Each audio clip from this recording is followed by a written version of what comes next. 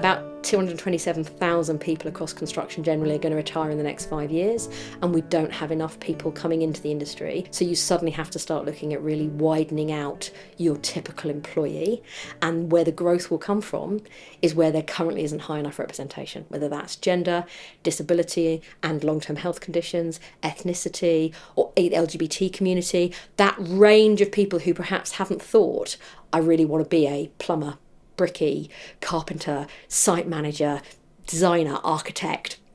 The more we bring those people in, the more chance we have of actually delivering commercially. We're probably not very good actually at saying this is the range of careers that we have. So although we have a huge percentage of our people who are obviously on site, there's 1,000 other jobs across the sector that aren't. We're not very good at that, and I'm very aware that the building sites are the window to our brand. So of course people see our sites and think, well, that must be an outdoor job.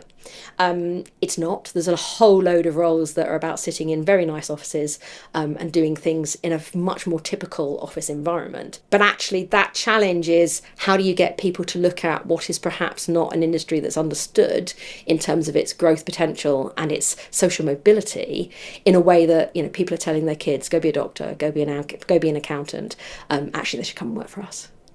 I think there's a great deal of lack of understanding about the complexity of the industry, just in terms of the kinds of roles. So, most people would probably work out we've got big finance teams, we've got big HR teams, we've got big legal teams, we've got big marketing teams.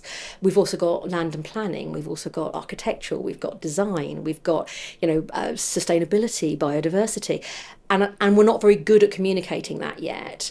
We need to get much better, but equally we need to kind of do the things that we're doing around things like school outreach to go and educate that there are other opportunities, and get more people interested in literally roles that shape where people live, the community that they're in.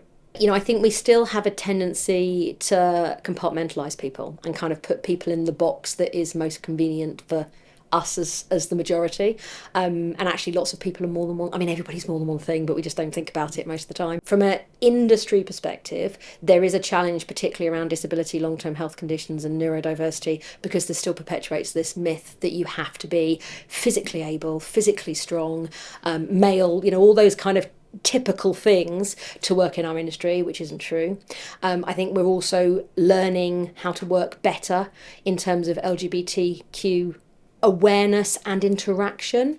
It's an industry where I've probably encountered more kind of typical one-income families where the father goes out to work and the mother stays at home than perhaps I have in other industries. And I think so therefore there's a real kind of catch-up happening at speed that is around recognising that the external world is actually far more diverse. And because we've been a relatively small bubble within that, there hasn't been quite so much speed historically. But I think it's gaining real traction, partly because a lot of the very large organisations are looking at this now.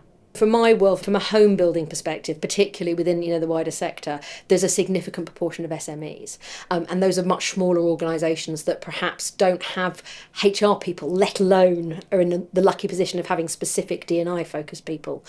So the more that we can kind of share that knowledge and get out and have those conversations and show the way to do these things, hopefully the easier it becomes. That the House Building Federation are very good at that. There are lots of organisations that are trying to link up and say, come and get this expert advice.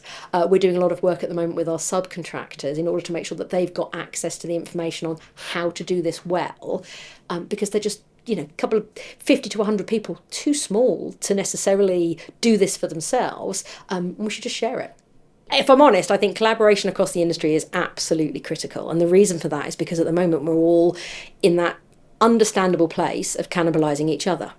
So if you're lucky enough to have an exceptional female site manager or have an exceptional EMC, quality surveyor, or you're in a situation where you've got a truly diverse team, what happens is they all get poached by each other. What we actually need to do is bring much wider diversity into the industry, and the best way for us to achieve that is to really work collaboratively.